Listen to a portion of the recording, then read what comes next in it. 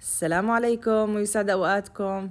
رح نعمل اليوم إن شاء الله حلا مميز وكتير شهي، تقدر تاكلوه بكل الأوقات. عملته على شكل هلال عشان يكون مناسب لشهر رمضان، طبق منعش ومشرف بجمعاتكم بعزايمكم.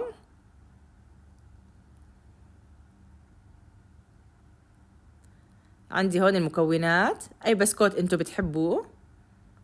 أنا استخدمت بسكوت النخالة. عندي جبنة كريمية،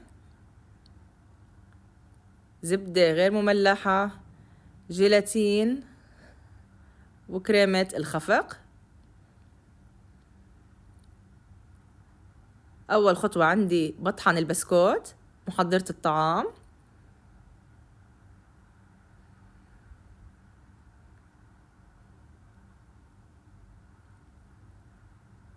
بعدين بضيف عليه الزبدة اللي دوبتها على الميكروويف، أو بإمكانكم تدوبوها على النار، على نار جدا واطية.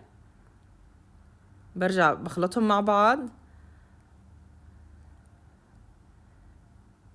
لتصير عندي بهالشكل مثل رمل البحر.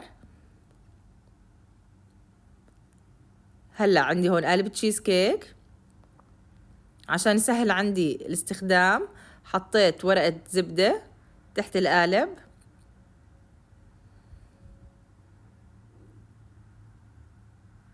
بعدين عشان أعمله على شكل هلال حطيت صحن مثل ما انتو شايفين، وببدأ أوزع طبقة البسكوت.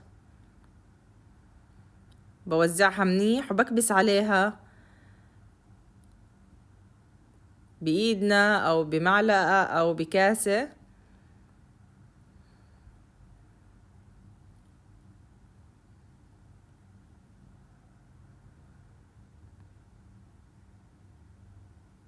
وهلأ صارت جاهزة، بحطها بالتلاجة عبال ما أحضر الطبقة التانية.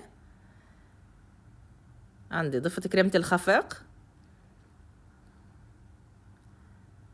طبعا لازم تكون باردة تماما عشان تساعدني بالشغل وتعطيني نتيجة أفضل. خفقتها أول شي لمدة دقيقتين على سرعة منخفضة، بعدين زدت السرعة. هيك بعد ما تماسكت عندي بضيف الجبنة الكريمية، بفككها بالشوكة أول شي، بعدين بضيفها.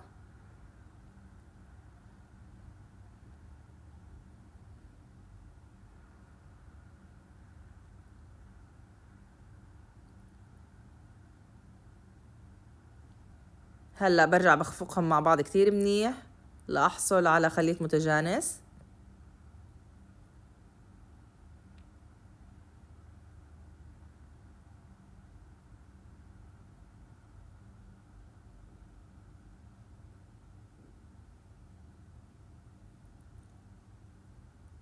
وهيك صارت جاهزة عندي. مثل ما انتم شايفين خليط الكريمة اللي استخدمته بتعطيني كريمة متجانسة وكثيفة، فأنا ما رح أكتر بكمية الجيلاتين. حسب نوعية كريمة الخفق اللي بتستخدموها بتحددوا كمية الجيلاتين. هكتب لكم إن شاء الله المقادير بصندوق الوصف. شايفين كيف صار المزيج؟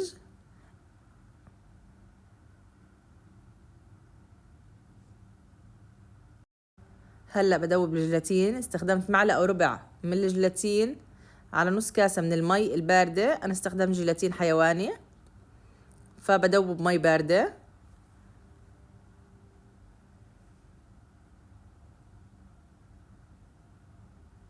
الجيلاتين اللي استخدمته بنكهة الفانيلا فما ضفت فانيلا. إذا بتستخدموا الجيلاتين العادي بإمكانكم تضيفوا فانيلا بهالمرحلة، أو إمكانكم تستخدموا الجيلاتين اللي بنكهات. إذا بتحبوا نكهة الليمون أو الفراولة بتطلع برضو نكهتها شهية معه، حسب النكهات اللي بتحبوها والمتوفرة عندكم. أنا دائما التشيز كيك بحبها بالنكهة الجبنة والفانيلا. بتأكد إن الجيلاتين داب عندي منيح وما في أي تكتلات، بعدين برجع بضيفه لخليط الكريمة والجبنة. هيك صار جاهز.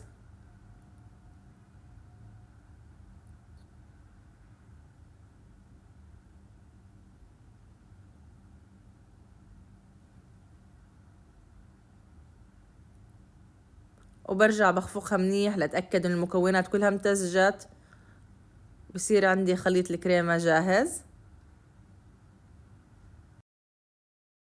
ما تنسوا لايك سبسكرايب.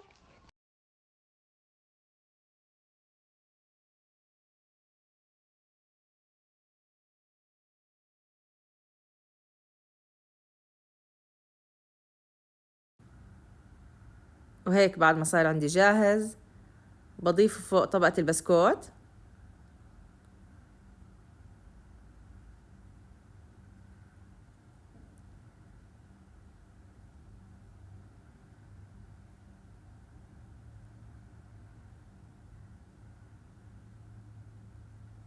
بوزع الخليط فوق طبقة البسكوت كتير منيح، وبضغط عليها وأنا بفردها،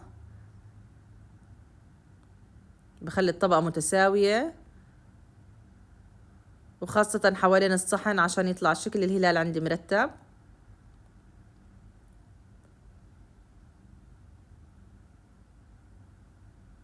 برجع بظبط طرف الهلال بالمعلقة، وهيك صارت عندي جاهزة. هلأ بغلفها وبتركها بالثلاجة على الأقل لمدة 6 ساعات. أنا تركتها لليلة كاملة.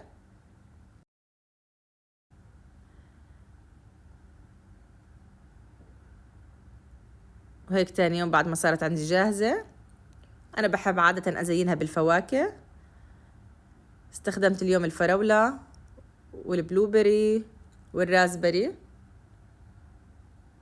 بإمكانكم تستخدموا أي نوع فواكه أنتوا بتحبوه، أو بإمكانكم تحطوا طبقة من الجيلي أو الفواكه المعلبة، أو بإمكاننا كمان إحنا نعملها بالبيت، حسب أنتوا شو بتحبوا.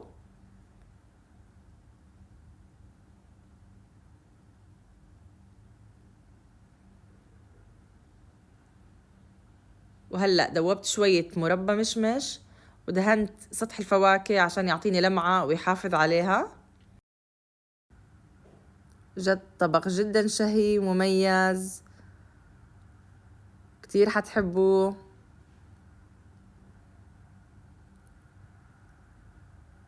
هلأ بشيل القالب والصحن بالنص.